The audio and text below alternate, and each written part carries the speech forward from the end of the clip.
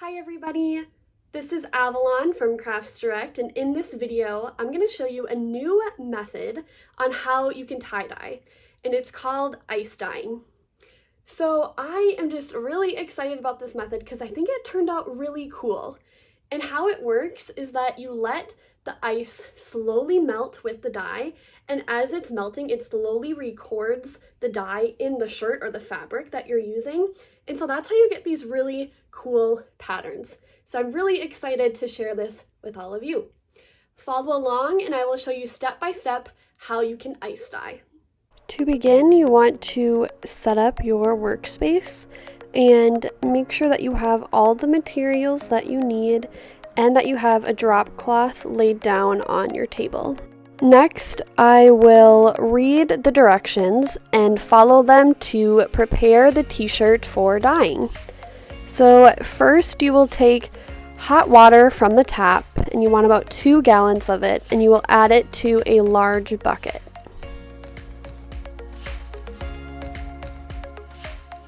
Next, you will want to put on some gloves just to protect your skin from any irritation.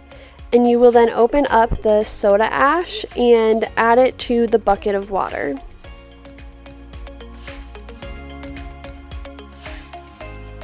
Stir the bucket of water to help dissolve some of the soda ash. And you will then add your shirt to the water and soda ash and let it soak for about 20 minutes.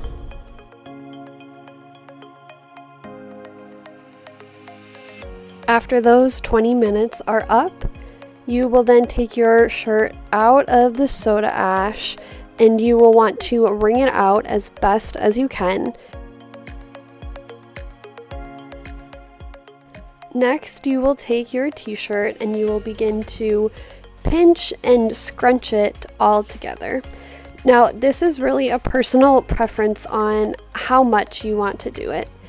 If you want something a little more simple and not too much pattern or not a lot going on, you won't do as much.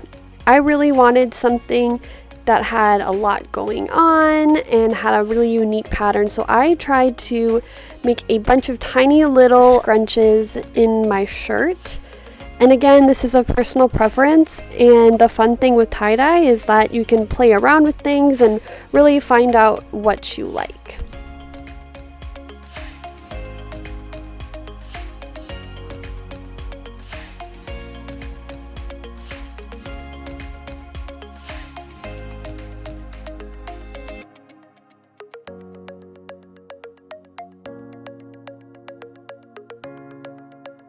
Grab a pan or bucket or bowl, something to catch all of the ice. And then you will grab a drying rack or even a strainer that will go on top of it. Place your t-shirt on top of the drying rack and scrunch up the rest of the t-shirt and make any final changes you need. Next, you will start adding ice on top of the t-shirt. You want to make sure you create one even layer on top of the entire t-shirt. You also want to make sure that you are laying ice on the sides of the shirt as well. The gloves come in handy again because this helps your hands not to get as cold, so that's nice. Otherwise, you can use another cup to pour the ice over the top as well. Unlike tie-dye in the past you may have done where you mix up the colors, we will just be using the powders. So we will take the powder and start to sprinkle it over the ice. Use the 3 colors to put on top of the ice. You really don't need as much as you probably may think that you need.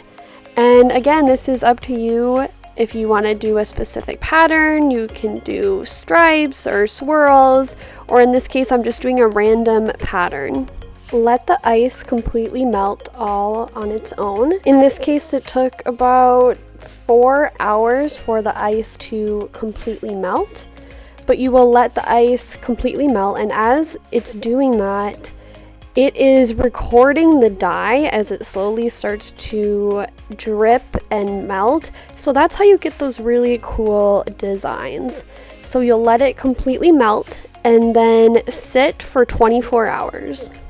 And then you will take your shirt and rinse it under cold water. Rinse the t-shirt until the water starts running clear, and then you will wring out the shirt and put it in the washer and dryer all by itself. And then it is ready to be worn.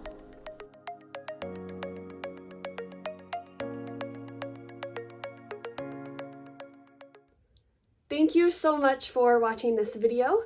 You can shop all the supplies needed to make this project at craftsdirect.com/projects.